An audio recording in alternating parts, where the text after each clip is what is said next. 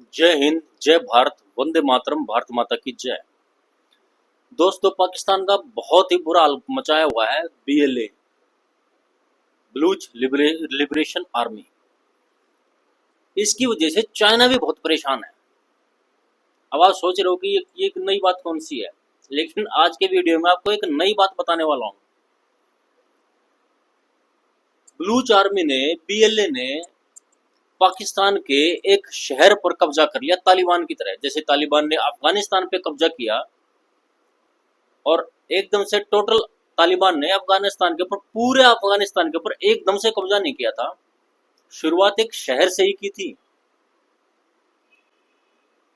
बलूच ने, बीएलए ने, Baloch liberation army ने पाकिस्तान के सोराब शहर, सोराब सिटी का नाम है सोराब, सोराब शहर के ऊपर 3 घंटे में उसको अपने कब्जे में ले लिया। यानी कि सोराब शहर के जितने भी पुलिस के पुलिस स्टेशन है, पुलिस चौकियां हैं, जो कोई थोड़ी बहुत वहाँ आर्मी पड़ी थी, वो बैंक्स, हॉस्पिटल, यानी कि जो भी सोराव शहर की मेन सरकारी संस्थाएं थी, उन सब को अपने कब्जे में ले लिया। जब सरकारी संस्थाएं उनके कब्जे में आ गई तो आम जनता तो बोलेगी ही नहीं। और उनका ये अच्छी बात देखो बलूच की, कि बलूचों ने उन सरकारी सरकारी संस्थाओं में, जिनका मैंने आपके सामने नाम लिया, hospital, banks, police station, police चौकियां, चाहे वो पोस्ट ऑफिस ही क्यों ना हो, उसमें जितने भी बलूच सरकारी कर्मचारी थे, उनको उन आइडेंटिफाई करके, उनकी आइडेंटिटी को देख के उनको एक साइड कर दे कि भाई जाओ, आप आज़ाद हो, हमें, आप तो हमारे ही हो, हम तो इन पाकिस्तानियों से परेशान है। और ये उस कंडीशन पे, मतलब उस समय पे हुआ है, उस टाइम पे हुआ है जब पाकिस्तान के जो आसिफ मुनीर हैं, वो क्वेटा के दौरे पर गए हुए थे। क्वेटा वहीं है, उसके दौरे पर गए हुए थे। उसके दौरे पे के रहते रहते ही, वहीं पर आसिफ मुनीर के रहते रहते ही, उन्होंने सोराव शहर को अपने कब्जे में ले लिया 3 घंटे के अंदर अंदर। और ये खबर वहां तक पहुंच भी गई आसिफ मुनीर के पास कि हमारा एक शहर बीएलए के कब्जे में आ चुका है। मतलब ये आसिफ मुनीर की घनघोर बेइज्जती है कि उसके रहते रहते उसके आसपास ऐसा कांड कर दिया। ये कोई छोटी बात नहीं है कि 2 फौजी मार दिए, या फिर एक फौज की कोई वैन उड़ा दी, पाकिस्तान आर्मी की कोई गाड़ी उड़ा दी। ये कोई वैसी बात नहीं है, ये डायरेक्ट अटैक है। और ये शुरुआत है उस तालिबान की तरह ही, जैसे तालिबान ने अफगानिस्तान के ऊपर कब्जा करने के लिए एक शुरुआत एक शहर से की थी। लेकिन अब आपको लग रहा होगा कि भाई, जैसे तालिबान ने अफगानिस्तान के ऊपर कब्जा कर लिया एक शहर से शुरुआत करके, तो वैसे ही बलूचों ने एक शहर को कब्जा कर और शुरुआत कुछ वैसे ही की है। तो क्या कुछ ही दिनों में या कुछ ही टाइम में बलूच लिबरेशन आर्मी पाकिस्तान को अपने कब्जे में ले लेगी? दोस्तों, ये इतना आसान नहीं है।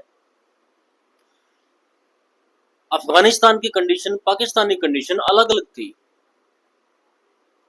अब आपके मन में सवाल आ रहा होगा कि अलग अलग कैसे, वो भी रिबेल्स, ये भी रिबेल्स, तो ये अलग अलग कैसे? दोस्तों, वैसे तो पाकिस्तान चारों तरफ से बहुत बुरी तरह से घिरा हुआ है इन सब समस्याओं से, इन सब मुश्किलों से। अब पाकिस्तान का एक राज्य है वजीरिस्तान, टोटली बीएलए जैसे ये लोग हैं, वो भी अपने अलग स्टेट की मांग कर रहे हैं। आए दिन वहां के पाकिस्तानी आर्मी के गाड़ियां उड़ा रहे हैं, पाकिस्तान आर्मी के ऊपर अटैक कर रहे हैं, और बहुत भयंकर तरीके से अटैक कर रहे हैं। मतलब बहुत ज्यादा परेशान है पाकिस्तान इन सब चीजों से, लेकिन उसके बावजूद भी भारत को परेशान करने से बाज नहीं आता। वैसे ये कोई ढकी छुपी बात नहीं है। पाकिस्तान अगर कोई भी एक्शन भारत के अगेंस्ट लेता है तो वो अपनी मर्जी से नहीं लेता, उससे वो एक्शन लिवाया जाता है, चाहे वो चाइना की तरफ से ही कहा गया क्यों ना हो कि भी करो अटैक।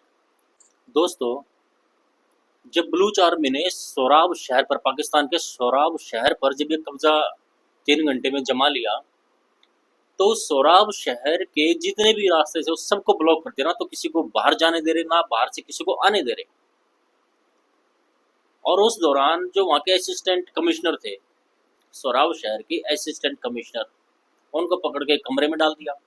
मारा नहीं था, उनको कमरे में डाल दिया। खैर बाद में खबर आई कि उस कमरे में उनका दम घुटने से असिस्टेंट कमिश्नर की मौत होगी दम घुटने से। हिदायतुल्लाह हिदायतुल्लाह बुलेदी उस असिस्टेंट कमिश्नर का नाम है, जो कि सोराब शहर के असिस्टेंट कमिश्नर थे, और उनको पकड़ के कमरे में बंद कर दिया गया था।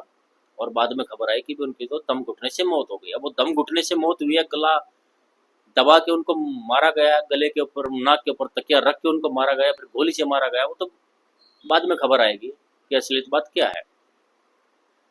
लेकिन अब प्रॉब्लम वाली बात क्या है कि एक शहर के ऊपर कब्जा कर लिया। अब वो शहर के ऊपर कब्जा कर लिया और कब्जे को वो छोड़ नहीं रहे हैं, और कह रहे हैं कि हमारा तो लास्ट तक, जब तक हम पूरे पाकिस्तान के ऊपर कब्जा नहीं कर लेते तब तक हम चैन से बैठेंगे नहीं।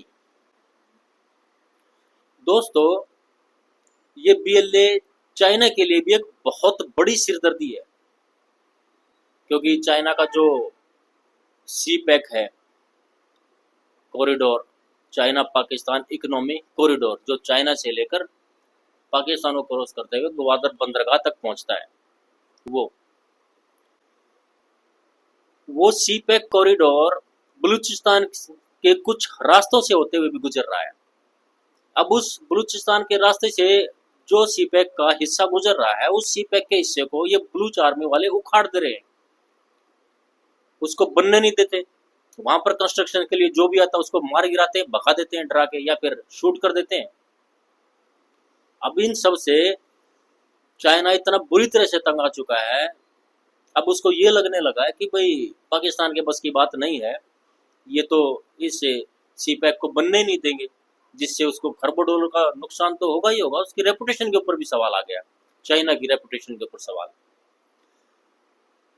तो चाइना पहले तो कह कह के थक चुका था आर्मी पाकिस्तान की आर्मी को, क्योंकि पाकिस्तान की आर्मी रूल करती है पाकिस्तान में, तो कि भी अपने बलूचों को संभालो, हमें काम करने दो। लेकिन जब चाइना को लगा कि पाकिस्तान के अंडर कंट्रोल से बाहर हो चुके हैं बलूच, तो चाइना ने बलूच नेता को डायरेक्ट अप्रोच किया कि भाई हमसे बैठो, हमारे पास बैठो, हमसे बातचीत करो, मीटिंग करेंगे और हमें परेशान करना बंद कर दो। हाथ जोड़ रहा है, गिड़गिड़ा रहा है चाइना बलूचों के सामने। दोस्तों, चाइना का जो सी पैक है, CPEC, उसको सुरक्षित करने के लिए चाइना ने पाकिस्तान को बहुत ही खड़े शब्दों में भी ये समझा कि भी अपने बलूचों को समझा लो, बलूच आर्मी को कंट्रोल करो, उनको मनाओ, किसी तरह से उनसे कहो कि हाँ इस सी पैक को बनने दे, बीच में ना तोड़े, किसी भी तरह का डिस्टरबेंस ना डाले। लेकिन बलूच आर्मी पाकिस्तान की सुने तब ना। बलूच आर्मी पाकिस्तान आर्मी की या पाकिस्तान गवर्नमेंट की कुछ सुन ही नहीं रही है। बलूच तो अपने आप को आज़ाद करवाने में लगे हुए हैं।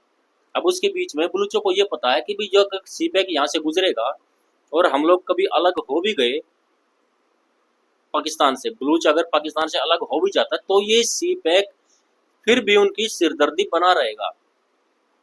तो पहले से अपनी सिरदर्दी को कम करने में लगे हुए हैं। अपनी बलूच आर्मी अपनी सिरदर्दी को कम करने चक्कर में चाइना को सिरदर्दी दे रही है। दोस्तों, चाइना ने सी पैक को बर्बाद होने से बचाने के लिए और वर्ल्ड में अपनी रेपुटेशन को भी बनाए रखने के लिए, ताकि लोग वर्ल्ड में उनकी हंसी ना उड़ाए, उनको थू थू ना करे कि देखो इतनी बड़ी कंट्री और इस बलूच को नहीं संभाल पा रहे, अपने सी पैक को नहीं संभाल पा रहे, उन्होंने अफगानिस्तान की तालिबान सरकार से भी बात की ताकि उसके सी पैक को किसी भी तरह का नुकसान ना पहुंचे और तालिबान सरकार इसके सी पैक को सपोर्ट करे। अब इसके लिए अपने सी पैक को सुरक्षित करने के लिए चाइना पाकिस्तान के ऊपर भरोसा ना करके चाइना तालिबान के ऊपर भरोसा कर रहा है। और जो ये बीएलए है, बलूच लिबरेशन आर्मी, इनको ऑफर कर रहा है कि भाई आओ मीटिंग करते हैं, बैठो, अपनी डिमांड्स बताओ, आप लोग क्या चाहते हो, और प्लीज हमें सपोर्ट करो और इस सी पैक को बनने दो। अब इस सी पैक का जितना भी सब बलूच के एरिया से गुजर रहा है उसको तो तोड़ तो रहे ही हैं, चाइना के इंजीनियर को मार रहे हैं, किडनैप कर रहे हैं, मजदूरों को भगा रहे हैं, जो भी लेबर वहां पर लगी हुई है। और उस आर्थिक गलियारे के साथ साथ में जो भी इंडस्ट्रीज ग्रो हो रही है, जो भी इंडस्ट्रीज डेवलप हो रही है, उसको भी वो काम नहीं करने दे रही बलूच आर्मी। जो भी माल वहां से ट्रकों में लोड होकर निकल रहा है उसको कैच कर लेते हैं, लूट लेते हैं, बंधक बना लेते हैं ड्राइवरों को, जिसकी वजह से ड्राइवर डरते अपने ट्रक लेके वहां जाते नहीं है, ना तो माल पहुंचाने के लिए जा पा रहे हैं, ना ही वहां से बना हुआ माल लेकर वापिस आ पा रहे हैं।